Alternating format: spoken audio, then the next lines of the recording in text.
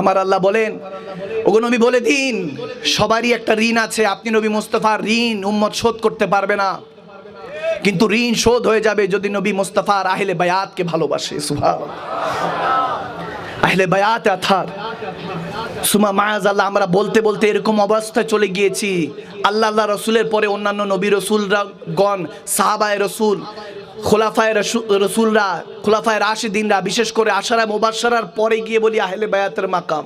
নাউজুবিল্লাহ, নাউজুবিল্লাহ পড়বেন না?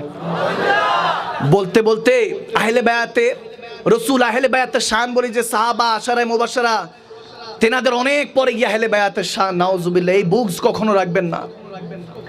আল্লাহ রসুলের পর মাকাম হলো আহলে বায়াতের। আওয়াজ দেয় না কেন মুসলমান? এখানে কি হাসানি হোসেনি নাই নাকি? নাই, নাই হাসানি হোসেনি নাই।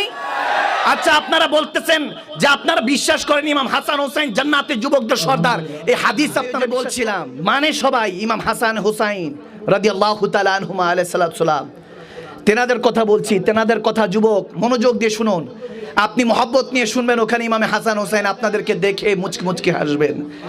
মানে জান্নাতের যুবকদের সর্দার। বর্তমানে আমাদের মুসলমানদের এখন কন্ডিশন, জিলহজ মাস শেষ, মহরম দিয়ে শুরু, আমরা হ্যাপি নিউ ইয়ার পালন করি, নববর্ষ।